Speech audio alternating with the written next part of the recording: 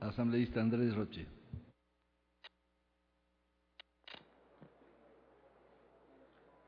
Señoras y señores asambleístas, señor presidente, yo quiero comenzar un poco reflexionando con todos ustedes.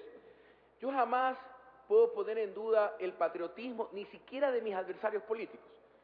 Yo me resisto a creer que falte patriotismo de parte de esta función del Estado y que este debate debe llevarnos muy por fuera de nuestras diferencias políticas, de nuestras banderas e incluso me atrevo a decir de nuestras ideologías.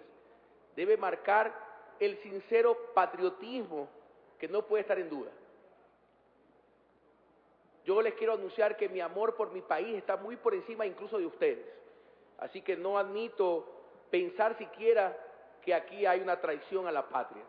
Más aún cuando, con todo respeto, contamos con la anuencia, podría decirlo, con un informe favorable de las Fuerzas Armadas, que en definitiva y en la práctica son los que nos defienden ese territorio, esa soberanía por aire, mar y tierra, porque son ellos o los que se ahogan, o los que se desangran, o los que se estrellan. Así que yo sí les creo, y me adhiero y los respeto. Así que sí tomo en consideración su informe. Creo que también es dable que analicemos el tema desde la postura contraria. ¿Cuál ha sido aquí la problemática que se ha esbozado? Una problemática jurídica constitucional, o una aparente problemática. En definitiva, o en resumen, el artículo 4 de la Constitución determina o dice, dentro de lo que suma el territorio, lo pone al mar territorial. Y también, evidentemente, y ha sido una costumbre constitucional, declara el territorio ecuatoriano como inalienable e irreductible. Entonces parecería con este tema de la Convemar, o viene a ser la gran interrogante, parecería que estamos cediendo soberanía. ¿O qué pasa? La pregunta es, ¿qué pasa con las restantes 188 millas de la Declaración de Santiago? Repito, parecería que si Ecuador ingresa a la Convemar, como que renunciaría a esas 188 millas. Parecería también que el tratado internacional, al tener una aparente contradicción con la Constitución, no podría esta Asamblea aprobarlo o ratificarlo. Pero la verdad sea dicha aquí, la Convemar parte del mismo concepto de las 200 millas que el Ecuador tanto ha defendido, sino que la divide en tres especies de soberanía o en tres zonas. La del mar territorial, donde en esas 12 millas la soberanía o el ejercicio de nuestras competencias es total, es plena. Pero también es cierto que se va recogiendo la costumbre internacional del derecho marítimo. Y por eso se habla también de una zona contigua en la que también hay un ejercicio soberano, pero ya con unas primeras limitaciones, porque se reduce a asuntos migratorios, asuntos aduaneros y asuntos fiscales y otros más.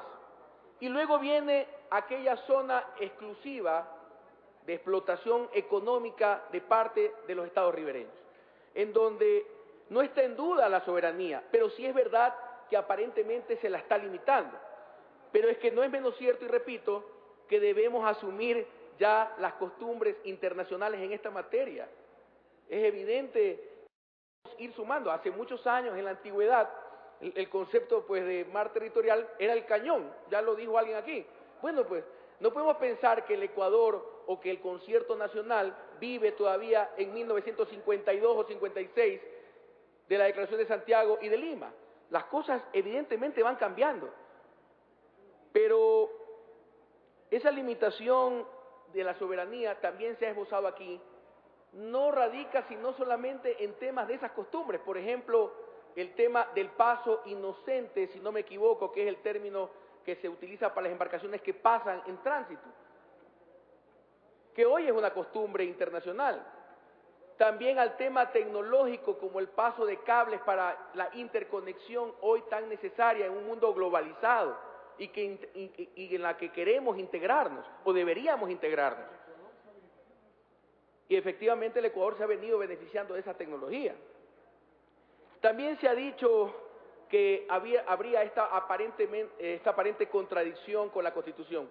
Bueno, la Constitución, en el artículo 4, no define o no delimita ese mar territorial, lo menciona y lo asume como territorio ecuatoriano. Es cierto que el Código Civil, en base a un decreto de Velasco Ibarra, ratificado, diría yo, por Clemente Yerovi, establecería esos límites. Pero el tratado internacional hoy en día, con esta Constitución, y la anterior también, puede ser incorporado en el ordenamiento jurídico, por lo cual no hay contradicción con la Constitución y puede ser incorporado, incluso modificar el Código Civil, y eso jurídicamente es posible. También se ha dicho que nos despoja de nuestros recursos, y yo considero que eso no es cierto. El artículo 56 establece los derechos de soberanía para fines de exploración y explotación, conservación y administración. Y es claramente en la práctica donde queremos soberanía, pues estamos hablando de los recursos.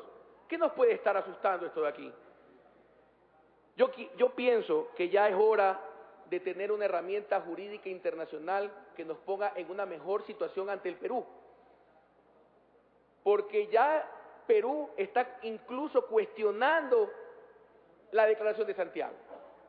Ha dicho, incluso lo ha ratificado, y yo discrepo con eso, en cambio con el doctor Bustamante, de que se queda en un simple tratado como de pesca. No, si habla de recursos naturales es una delimitación marítima, pero eso podría el Ecuador tener una mayor defensa en el futuro si el reconocimiento internacional se traslada en la COPEMAR, en el Tratado Internacional. Eso nos favorece ante el Perú en nuestra delimitación marítima.